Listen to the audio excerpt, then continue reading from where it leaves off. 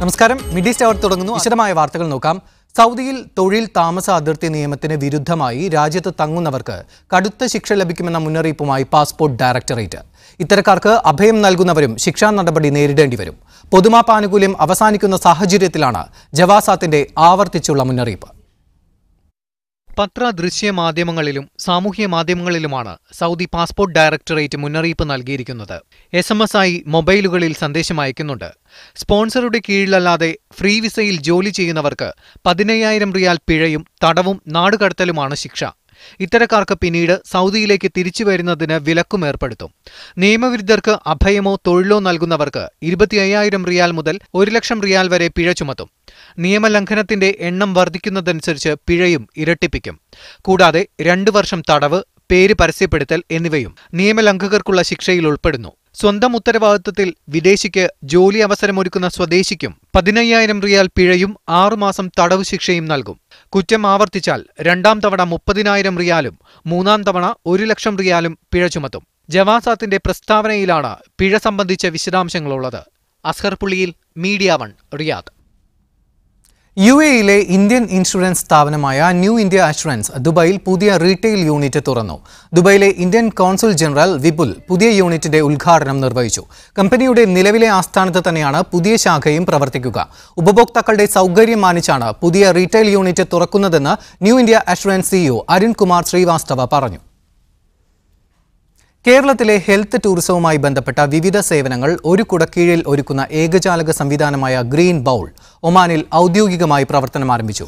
Ruwi divine റെസ്റ്റോറന്റിൽ നടന്ന പരിപാടിയിൽ care and share international foundation vice chairman Geevarghese Yohannan പ്രമുഖ ഒമാനി സംരംഭകൻ ഹൈതം മുഹമ്മദ് അൽ ജമാലിക്ക് നൽകി പദ്ധതിയുടെ ലോഗോ പ്രകാശനം ചെയ്തു. JCI NABH അംഗീകാരമുള്ള കേരളത്തിലെ മുൻനിര ആശുപത്രികളെയും അന്തർദേശീയ വിമാനത്താവളങ്ങളെയും ടൂറിസം കേന്ദ്രങ്ങളെയും ഏകോപിപ്പിച്ചുള്ള ഏകജാലക സംവിധാനമാണ് ഗ്രീൻ ബൗൾ. കേരളത്തിലെ ഹെൽത്ത് ടൂറിസം മേഖലയുടെ വളർച്ചയ്ക്ക് വഴിയൊരുക്കുകയാണ് പദ്ധതിയുടെ ലക്ഷ്യം. ഈ വർഷത്തെ ആദ്യ 5 മാസങ്ങളിൽ ഒമാനിലെത്തിയ സഞ്ചാരികളുടെ എണ്ണത്തിൽ ഇന്ത്യക്കാർ 2ാമതെന്ന് കണക്കുകൾ. 13 ലക്ഷം സഞ്ചാരികളാണ് ഇക്കാലയളവിൽ ഒമാനിൽ എത്തിയതെന്ന് ദേശീയ സ്ഥിതിവിവര മന്ത്രാലയം പുറത്തിറക്കിയ ടൂറിസം സൂചിക റിപ്പോർട്ട് പറയുന്നു. GCC രാഷ്ട്രങ്ങളിൽ നിന്നുള്ളവരാണ് സഞ്ചാരികളിൽ 1ാമത്. മെയ് മാസത്തിൽ മാത്രം എത്തിയത് 1,91,000 പേരാണ്. കഴിഞ്ഞ വർഷം സമാന മാസത്തെ അപേക്ഷിച്ച് നോക്കുമ്പോൾ സഞ്ചാരികളിൽ 16.4% കുറവാണ് ഉണ്ടായത്. GCC രാഷ്ട്രങ്ങളിൽ നിന്നുള്ളവരാണ് ഇതിൽ 47.4%. 13.5% ഇന്ത്യൻ സഞ്ചാരികളുടെ എണ്ണം. ബ്രിട്ടീഷ്, ഫിലിപ്പൈൻ സ്വദേശികളാണ് തൊട്ടുപിന്നിൽ. ക്രൂയിസ് കപ്പൽ യാത്രികരുടെ എണ്ണത്തിൽ മെയ് മാസത്തിൽ 70% കുറവും ഉണ്ടായിട്ടുണ്ട്. കഴിഞ്ഞ വർഷം 7,000 സഞ്ചാരികൾ എത്തിയ സ്ഥാനത്ത് ഇത്തവണ 2,000 പേരാണ് എത്തിയത്. ക്രൂയിസ് കപ്പൽ യാത്രക്കാരിൽ 99.6% പേരും യൂറോപ്യൻ സ്വദേശികളാണ്. ഇതിൽ 92.8% പേരും ജർമ്മൻ സ്വദേശികളുമാണ്. ത്രിനക്ഷത്രം മുതൽ പഞ്ചനക്ഷത്ര ഹോട്ടലുകളിൽ വരെ ആദ്യ 5 മാസ കാലയളവിൽ വരുമാനമായി ലഭിച്ചത് 91 ദശലക്ഷം റിയാലാണ്. ഇതിൽ 14 ദശലക്ഷം റിയാലാണ് മെയ് മാസത്തിൽ മാത്രം ലഭിച്ചത്. മെയ്യിൽ നക്ഷത്ര ഹോട്ടലുകളിലെത്തിയ അതിഥികളുടെ എണ്ണം 1.29 ലക്ഷത്തിൽ നിന്ന് 1.09 ലക്ഷമായി കുറയുകയും ചെയ്തു. Media 1, Muscat. മുസ്ലിംകളുടെ വിശുദ്ധ കേന്ദ്രങ്ങളിലൊന്നായ മസ്ജിദുൽ അഖ്സ അടച്ചുപൂട്ടിയതിനെ കുവൈത്ത് അപലപിച്ചു. പള്ളി അടച്ചുപൂട്ടി പ്രദേശത്തെ സൈനിക മേഖലയായി പ്രഖ്യാപിച്ച ഇസ്രായേൽ നടപടി ജനീവ കരാർ ഉൾപ്പെടെയുള്ള അന്താരാഷ്ട്ര ഉടമ്പടിയുടെ ലംഘനമാണെന്ന് വിദേശകാര്യ മന്ത്രാലയം പുറത്തിറക്കിയ വാർത്താക്കുറിപ്പിൽ പറയുന്നു. മുസ്ലിംകളുടെ ആരാധനാ സ്വാതന്ത്ര്യം സംരക്ഷിക്കാൻ അന്താരാഷ്ട്ര സമൂഹം ഇടപെടണമെന്നും ഇസ്രായേൽ നടപടിക്കെതിരെ ലോക സമൂഹം പ്രതികരിക്കണമെന്നും കുവൈത്ത് ആവശ്യപ്പെട്ടു. മസ്ജിദുൽ അഖ്സ അടയ്ക്കുകയും അവിടെ നമസ്കാരം തടയുകയും ചെയ്ത നടപടിയെ ഓർഗനൈസേഷൻ ഓഫ് ഇസ്ലാമിക് കോഓപ്പറേഷൻ അപലപിച്ചു. 1969 ശേഷം ആദ്യമായുണ്ടായ നടപടി കുറ്റകരവും അപകടകരവുമാണ്. പുണ്യസ്ഥലങ്ങളുടെ മേലിലുള്ള അക്രമം മതപരമായ ആരാധനകൾ അനുഷ്ഠിക്കാനുള്ള ഫലസ്തീൻ ജനതയുടെ സ്വാതന്ത്ര്യത്തിന് നേരെയുള്ള കടന്നുകയറ്റമാണെന്ന് OIC വ്യക്തമാക്കി. ഖുദ്സ് പള്ളിയിൽ പ്രശ്നങ്ങളുണ്ടാക്കുന്ന ഇസ്രായേലിന്റെ പുതിയ അധിനിവേശ ശ്രമങ്ങൾക്കെതിരെ OIC general secretary doctor Yusuf Al Othaimeen മുന്നറിയിപ്പ് നൽകി. അന്താരാഷ്ട്ര സമൂഹം എത്രയും വേഗം സംഭവത്തിൽ ഇടപെടണം. അധിനിവേശ ഖുദ്സിൽ മുസ്ലിം, ക്രിസ്ത്യൻ പുണ്യസ്ഥലങ്ങൾക്കെതിരെ ആവർത്തിച്ചുള്ള അതിക്രമങ്ങൾ തടയണം. ഫലസ്തീൻ ജനതയ്ക്കും അവരുടെ വിശുദ്ധ സ്ഥലങ്ങൾക്കും നേരെ ഇസ്രായേൽ നടത്തുന്ന വംശീയ അതിക്രമങ്ങളും കുറ്റകൃത്യങ്ങളും നിർത്തണമെന്നും OIC ജനറൽ സെക്രട്ടറി ആവശ്യപ്പെട്ടു. സ്വദേശികളും വിദേശികളുമായ 80 ലക്ഷം ആളുകളുടെ വിശദവിവരങ്ങൾ കൈവശമുള്ളതായി കുവൈത്ത് കുറ്റാന്വേഷണ വകുപ്പ്.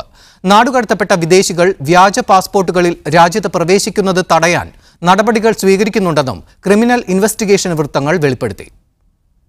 നിലവിൽ രാജ്യത്തുള്ളവരും മുൻവർഷങ്ങളിൽ വിവിധ കുറ്റകൃത്യങ്ങൾക്ക് പിടിയിലായി നാടുകടത്തപ്പെട്ടവരും ഉൾപ്പെടുന്നതാണ് 80 ലക്ഷം പേരുടെ പട്ടിക. നാടുകടത്തപ്പെട്ടവർ രാജ്യത്തേക്ക് തിരിച്ചു വരാതിരിക്കാൻ മുൻകരുതൽ നടപടികൾ സ്വീകരിച്ചിട്ടുണ്ട്. വ്യാജ പേരുകളിലും പുതിയ പാസ്പോർട്ടുകളിലും രാജ്യത്ത് പ്രവേശിക്കുന്നത് തടയാൻ കഴിയുന്ന വിധത്തിൽ ബയോമെട്രിക് വിവരങ്ങളും കുറ്റാന്വേഷണ വകുപ്പ് സൂക്ഷിക്കുന്നുണ്ട്. വിരലടയാളം തിരിച്ചറിയുന്നതിന് ലോകത്തിലെ തന്നെ മികച്ച സംവിധാനമാണ് കുറ്റാന്വേഷണ വകുപ്പിനുള്ളതെന്നും അധികൃതർ അവകാശപ്പെട്ടു. ഈ വർഷം ആദ്യ പകുതിയിൽ 15,021 വിദേശികളെയാണ് നാടുകടത്തിയത്. ഇവരിൽ 4,450 പേർ ഇന്ത്യക്കാരാണ്. താമസ നിയമലംഘനം, സ്പോൺസർ മാറി ജോലി ചെയ്യൽ, സിവിൽ ക്രിമിനൽ കേസുകളിലെ ശിക്ഷാകാലാവധി കഴിഞ്ഞ പ്രതികൾ, ലൈസൻസ് ഇല്ലാതെ വാഹനമോടിക്കുന്നതുൾപ്പെടെയുള്ള കടുത്ത ഗതാഗത നിയമലംഘനം നടത്തിയവർ എന്നിവരെയാണ് നാടുകടത്തിയത്. നാടുകടത്തൽ നടപടിക്രമങ്ങൾ വേഗത്തിലാക്കിയതായും വിമാന ടിക്കറ്റ് ഹാജരാക്കുന്നതുൾപ്പെടെയുള്ള നടപടിക്രമങ്ങൾ പൂർത്തിയാക്കുന്നവരെ താമസം കൂടാതെ നാടുകടത്താറുണ്ടെന്നും അധികൃതർ അറിയിച്ചു. Media 1 Kuwait city. ദുബായ് മെട്രോയ്ക്ക് 50 പുതിയ ട്രെയിനുകൾ കൂടിയെത്തുന്നു. ഇവയിൽ 15 റൂട്ട് 2020 വേണ്ടിയാണ്. മറ്റുള്ളവ നിലവിലെ സേവനം മെച്ചപ്പെടുത്താൻ ഉപയോഗിക്കും. ട്രെയിനുകളുടെ നിർമ്മാണ പുരോഗതി വിലയിരുത്താൻ RTA അധികൃതർ ഫ്രാൻസിലെത്തി.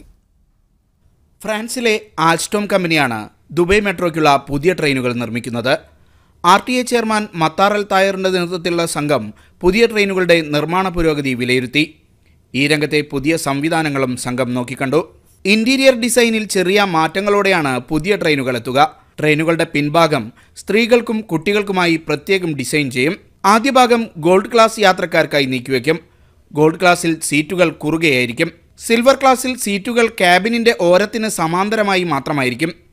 ട്രെയിനിന്റെ പുറംഭാഗം അതേപടി നിലനിർത്തും. നിന്ന് യാത്ര ചെയ്യേണ്ടി വരുന്നവർക്കും ഭിന്നശേഷിക്കാർക്കും കൂടുതൽ സൗകര്യപ്രദമായ വിധമാണ് പുതിയ ട്രെയിനുകളുടെ നിർമ്മാണം. പുതിയ വണ്ടികളിൽ 35 നിലവിലെ സർവീസ് മെച്ചപ്പെടുത്താൻ ഉപയോഗിക്കുമ്പോൾ 15 റൂട്ട് 2020 മാത്രമായിരിക്കും. Media 1 Dubai. മതനിരപേക്ഷ ജനാധിപത്യ മൂല്യങ്ങൾക്ക് കനത്ത ഭീഷണി നേരിട്ടുകൊണ്ടിരിക്കുന്ന കാലഘട്ടത്തിലൂടെയാണ് ഇന്ത്യ കടന്നുപോകുന്നതെന്ന് എഴുത്തുകാരനും ചിന്തകനുമായ KEN കുഞ്ഞഹമ്മദ്. KIG കുവൈറ്റ് സംഘടിപ്പിച്ച ഫാസിസ്റ്റ് വിരുദ്ധ സാഹോദര്യ സംഗമത്തിൽ സംസാരിക്കുകയായിരുന്നു അദ്ദേഹം. ജാതി മേൽക്കോയ്മയുടെ ഭാഗമായ അദൃശ്യ ഭരണകൂടവും ഫാസിസ്റ്റ് പ്രത്യക്ഷ ഭരണകൂടവും ചേർന്ന് ജനാധിപത്യത്തിന് നേരെ നടത്തുന്ന വെല്ലുവിളിയെ വില കുറച്ച് കാണരുതെന്നും KEN ഓർമ്മിപ്പിച്ചു. ജാതി മത സങ്കുചത്വത്തിനപ്പുറത്ത് ഞങ്ങളും മനുഷ്യരാണ് എന്ന പിന്മടക്കമില്ലാത്ത ഒരു ജനാധിപത്യ മതനിരപേക്ഷ കാഴ്ചപ്പാട് തീർച്ചയായിട്ടും ഉയർത്തിപ്പിടിക്കാനും എല്ലാ വ്യത്യസ്തതകൾക്കും ജനാധിപത്യത്തിലൂടെ സഞ്ചരിച്ചാൽ മതനിരപേക്ഷതയിലെത്താൻ കഴിയും എന്ന വിസ്തൃതമായ ഒരു ജീവിത വീക്ഷണം വികസിപ്പിച്ചു. മതന്യൂനപക്ഷങ്ങൾക്കും ദളിതുകൾക്കുമെതിരെ ആക്രമണങ്ങൾ തുടർക്കഥയാകുന്ന പശ്ചാത്തലത്തിൽ ഇടതു വലതു വ്യത്യാസമില്ലാതെ മതേതര ജനാധിപത്യ പാർട്ടികൾ ഒരുമിച്ചുള്ള പ്രതിരോധം അനിവാര്യമാണെന്ന് ഫാസിസ്റ്റ് വിരുദ്ധ സാഹോദര്യ സംഗമം ആഹ്വാനം ചെയ്തു. അബ്ബാസിയ മറീന ഹാളിൽ നടന്ന പരിപാടിയിൽ KIG പ്രസിഡന്റ് ഫൈസൽ മഞ്ചേരി അധ്യക്ഷനായിരുന്നു. വിവിധ പ്രവാസി സംഘടനാ പ്രതിനിധികളും സാമൂഹിക സാംസ്കാരിക രംഗങ്ങളിലെ പ്രമുഖരും സംഗമത്തിന് ഐക്യദാർഢ്യം അർപ്പിച്ച് സംസാരിച്ചു. ഇന്ത്യയിലെ ഫാഷിസ്റ്റ് ഭീകരത പ്രമേയമാക്കി ജസീൽ ചെങ്ങളാൻ സംവിധാനം ചെയ്ത ഡോക്യുമെന്ററിയുടെ പ്രദർശനവും അരങ്ങേറി. KIG vice president Zakir Hussain Thuvoor സമാപന പ്രസംഗം നിർവഹിച്ചു. Acting general secretary MK Najeeb സ്വാഗതവും വെസ്റ്റ് മേഖലാ പ്രസിഡന്റ് ഫിറോസ് ഹമീദ് നന്ദിയും പറഞ്ഞു. Media 1 Kuwait City. മാസങ്ങളായി ശമ്പളം മുടങ്ങിയതിനെ തുടർന്ന് ദുരിത ജീവിതം തുടരുന്ന കറാഫി നാഷണൽ കമ്പനിയിലെ തൊഴിലാളികളെ ഇന്ത്യൻ എംബസി പ്രതിനിധികൾ സന്ദർശിച്ചു. വ്യാഴാഴ്ചയാണ് സ്ഥാനപതി സുനിൽ ജെയിന്റെ നേതൃത്വത്തിലുള്ള സംഘം മംഗഫ് ക്യാമ്പിലെത്തി തൊഴിലാളികളുമായി കൂടിക്കാഴ്ച നടത്തിയത്. കമ്പനി അധികൃതരുമായി ചർച്ച തുടരുകയാണെന്നും അടിയന്തര ആവശ്യങ്ങളുള്ളവരെയും ശാരീരിക പ്രയാസം അനുഭവിക്കുന്നവരെയും എത്രയും പെട്ടെന്ന് നാട്ടിലെത്തിക്കാൻ ശ്രമിക്കുമെന്നും അംബാസിഡർ തൊഴിലാളികളെ അറിയിച്ചു. മലയാളികൾ ഉൾപ്പെടെ 500-ൽ പരം തൊഴിലാളികൾ താമസിക്കുന്ന മംഗഫ് ബ്ലോക്ക് 4-ലെ ലേബർ ക്യാമ്പിലാണ് ഇന്ത്യൻ സ്ഥാനപതി Sunil Jain, labour attache US Shibi എന്നിവർ സന്ദർശനം നടത്തിയത്. 11 മാസമായിട്ട് ശമ്പളം ലഭിക്കാത്തവരും ജോലി രാജിവെച്ചിട്ടും നാട്ടിൽ പോകാൻ കഴിയാത്തവരും ഉൾപ്പെടെയുള്ള തൊഴിലാളികൾ തങ്ങളുടെ പ്രയാസങ്ങൾ എംബസി അധികൃതരെ ധരിപ്പിച്ചു. പ്രശ്നപരിഹാരത്തിനായി എംബസി സജീവമായി ഇടപെട്ടു വരികയാണെന്നും കമ്പനി അധികൃതരുമായി പലവട്ടം ചർച്ചകൾ നടത്തിയതായും അംബാസഡർ പറഞ്ഞു. രോഗികൾക്കും വിവാഹം പോലെയുള്ള അടിയന്തര ആവശ്യങ്ങളുള്ളവർക്കും പ്രത്യേക പരിഗണന നൽകി തിരിച്ചുപോക്കിനുള്ള നടപടികൾ സ്വീകരിക്കുമെന്ന് കമ്പനി ഉറപ്പു നൽകിയതായി ലേബർ അറ്റാഷെ തൊഴിലാളികളെ അറിയിച്ചു. जो पेमेंट का जो इश्यू है, जिसने रिसाइन करने के बाद इधर काम में रुका हुआ है, कोई काम नहीं है, घर वाले परेशान है, उधर बच्चों के स्कूल में जा नहीं पा रहे, फीस दे नहीं पा रहे, ये सारा प्रॉब्लम हम समझ रहे हैं. അതിനിടെ മംഗഫിലെ കമ്പനിയുടെ 4 ക്യാമ്പുകളിൽ ശനിയാഴ്ച രാവിലെ മുതൽ വീണ്ടും വൈദ്യുതി വിതരണം നിലച്ചു. കമ്പനി വാടക നൽകാത്തതിനെ തുടർന്ന് കെട്ടിട ഉടമ വൈദ്യുതി ബന്ധം വിച്ഛേദിച്ചതാണെന്നാണ് തൊഴിലാളികൾ നൽകുന്ന വിവരം. കഴിഞ്ഞ മാസം സമാന രീതിയിൽ വൈദ്യുതി മുടങ്ങിയത് തൊഴിലാളികളെ ഏറെ പ്രയാസത്തിലാക്കിയിരുന്നു. Media 1 Kuwait City. ബുള്ളറ്റിൻ പൂർണ്ണമാകുന്നു. ഇടവേളയ്ക്ക് ശേഷം സ്പെഷ്യൽ എഡിഷന്റെ പുനഃസംപ്രേഷണം കാണാം. Good night.